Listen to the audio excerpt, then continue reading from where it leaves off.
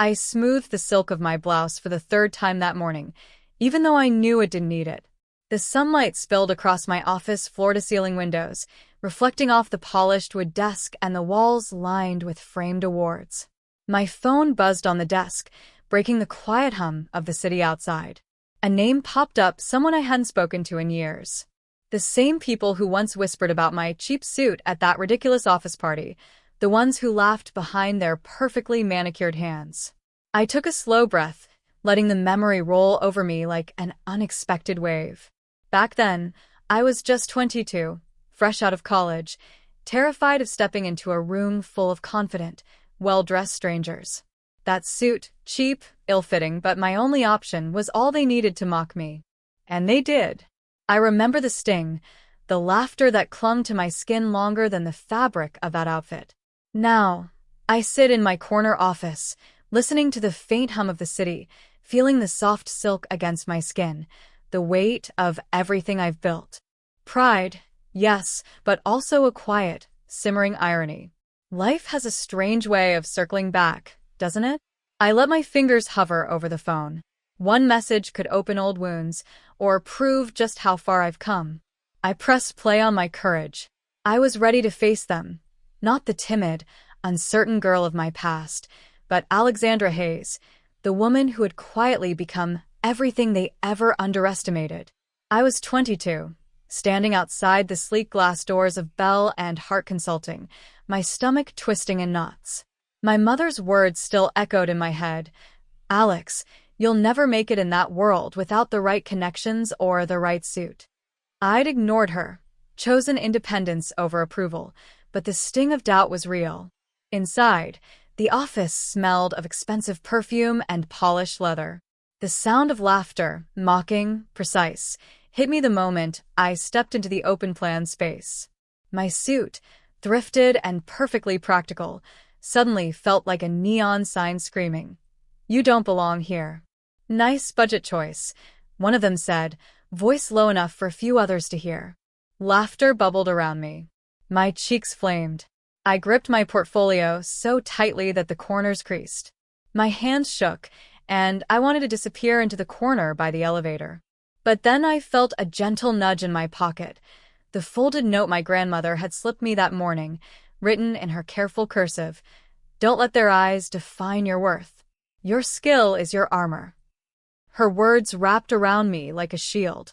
I took a deep breath, forcing my shoulders back, and told myself I wouldn't crumble. Not here, not now.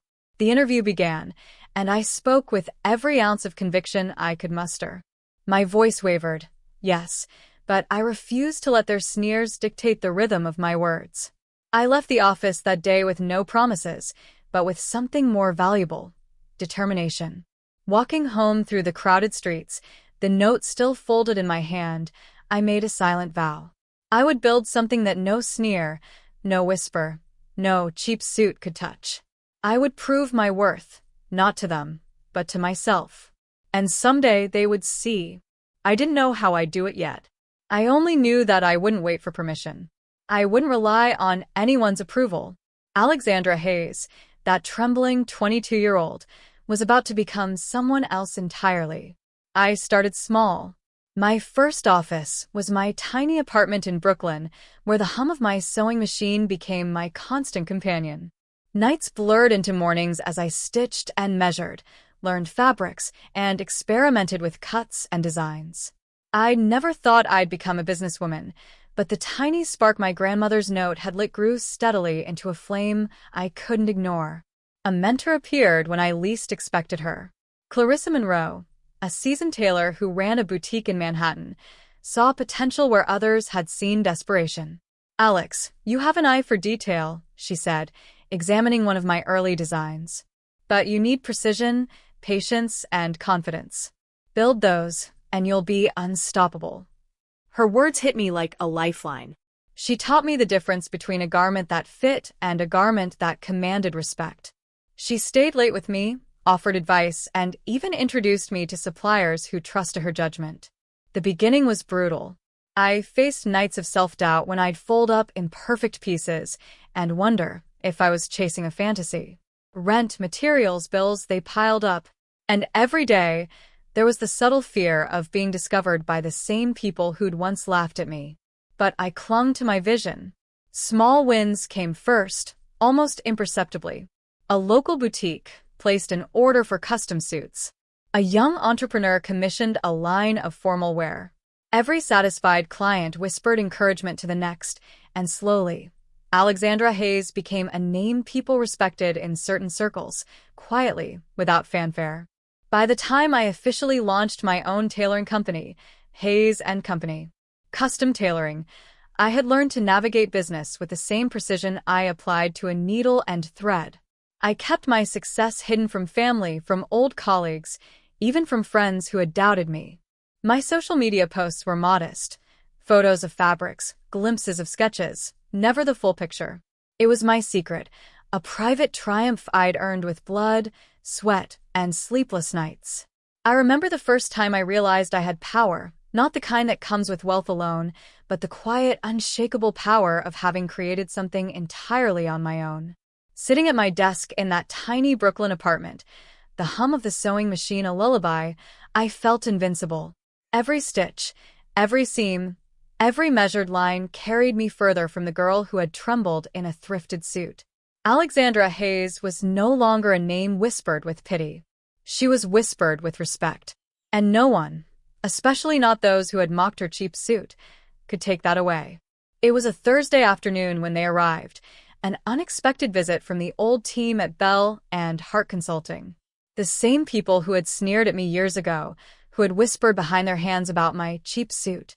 My secretary had called ahead, a little alarmed, and I had told her simply, "Let them in. Everything is ready." When they stepped into the office, the first thing they noticed was the space itself. Sunlight streamed through floor-to-ceiling windows, illuminating a room tastefully decorated with contemporary art and subtle gold accents. My desk, a polished walnut piece, held only a sleek laptop, a crystal vase with fresh lilies, and a few neatly stacked client files. The walls showcased awards from fashion expos and business accolades, small, elegant, and unmistakably earned. They froze. Their eyes darted from the minimalist artwork to the sparkling chandelier above, to the carefully curated bookshelf filled with volumes on business strategy, design, and entrepreneurship. There was a flicker of recognition in their eyes. The woman who had been timid, uncertain, and mocked for her thrift store attire had become undeniable. I didn't greet them immediately. Instead, I let them take it all in. The silence was thick, almost tangible, as they adjusted to the fact that the person standing before them, me, was no longer the same Alex they had once dismissed. Finally, I spoke, my voice calm but carrying the weight of years of struggle, learning, and perseverance. "Welcome to Hayes & Company. Custom Tailoring," I said, gesturing to the office. "I own this company. We provide custom tailoring to some of the top firms in New York, including Bell and Hart Consulting." Their reactions were instantaneous. Shock, disbelief, a subtle tightening of jaws, and then, for a few, guilt. I could see it. The shame of their past mockery, the recognition that they had underestimated someone who had never stopped believing in herself. "I suppose you remember the day you laughed at my suit," I continued, letting the memory hang in the air. Their silence was deafening. "I was 22, and you thought a fabric choice defined my worth. I hope you can see now that it never did. It never does." Some of them looked down, some avoided my gaze, and a few dared to raise their eyes, meeting mine with an awkward mix of awe and recognition. "Everything you're looking at," I said, gesturing around the office, "is the result of years of work, nights I spent alone in a Brooklyn apartment, and a decision to never let anyone else's opinion limit me. I am the CEO of this company. The contracts you see on your desk, yes, yours are included, are proof that I succeeded on my own terms." For a moment, the room was silent. I could almost hear the echoes of their past laughter bouncing back at them, now replaced with stunned awareness. I didn't smile, not yet. I waited for the comprehension to settle in, the realization that the girl they had mocked had grown into the woman they had never expected to meet. And then, quietly, power shifted. The room was heavy with tension, the kind that comes from realizing the tables have turned. They had expected to see a timid, struggling woman, and instead, they faced Alexandra Hayes, confident, accomplished, and entirely in control. I let the pause stretch just long enough to let them absorb the truth. "I've built something remarkable," I began, my voice steady. "And I'm willing to help some of you, but on my terms. Not out of revenge, but because growth should come with accountability." Their eyes flicked between each other, some curious, others wary. I continued.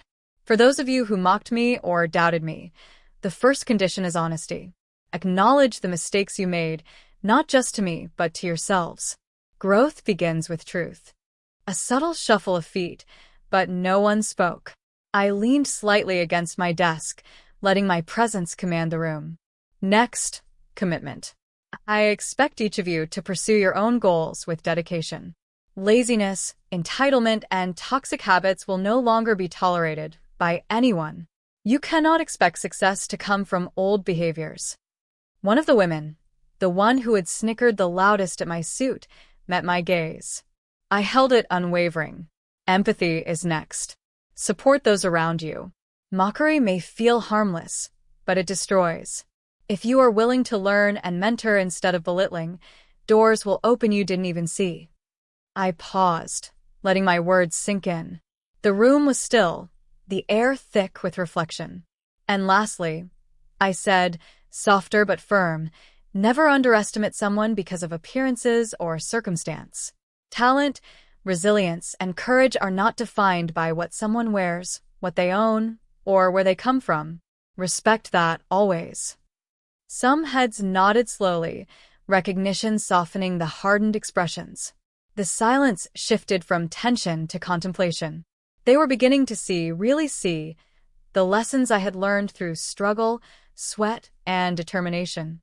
I smiled faintly, a warmth threading through my voice. "I am not punishing anyone. I am offering a chance to evolve, to become better versions of yourselves. You may choose to accept it or not. But know this, I have no patience for old patterns that once limited me. My success is not yours to manipulate or dismiss." For the first time, I felt the true weight of power, not just in wealth or status, but in influence and moral authority. The room no longer held fear or mockery. It held possibility. I was guiding them toward growth, setting boundaries, and reclaiming every ounce of respect I had once been denied. This was the moment where the past met the present, and the future began to bend in my favor. Alexandra Hayes was not only a survivor, she was a force. And from now on, she would determine the rules. Weeks later, the changes began to show. Those who had visited my office that day started to adjust, not instantly but subtly, in ways that mattered. Emails came in with a newfound respect, not only for me, but for their own teams. I heard stories of mentorship replacing mockery, of small acts of kindness where ridicule once reigned. I watched these transformations quietly, a sense of quiet pride settling in my chest. Not because I had won in some petty sense, but because I had inspired growth, not revenge. The lessons I had learned through years of struggle were now extending outward, touching the very people who had once dismissed me. It was a reminder that true power isn't just measured in wealth or ownership, it's measured in the ability to reshape minds, to teach, and to guide. I returned one evening to my office, the soft hum of the city below a familiar lullaby. On my desk sat the small folded note from my grandmother, the one that had given me courage years ago. I unfolded it, tracing her careful handwriting with my fingers. "Your skill is your armor." The words were as potent as ever. They reminded me that every late night, every sleepless hour, every doubt faced alone had forged a woman capable of standing in her full strength without apology. Looking around my office, at the awards, the thriving business, and the team I had nurtured, I felt a profound sense of closure. I had confronted the past, redefined the present, and influenced the future. Alexandra Hayes was no longer the girl hiding behind a thrifted suit. She was a woman who had built her empire with integrity, patience, and unwavering determination. And in that moment, I whispered to myself, a soft but steady affirmation. I am enough. I am strong. I am unstoppable. Because I had survived the mockery, embraced the struggle, and emerged not just victorious, but gracious, empowered, and entirely in control of my story.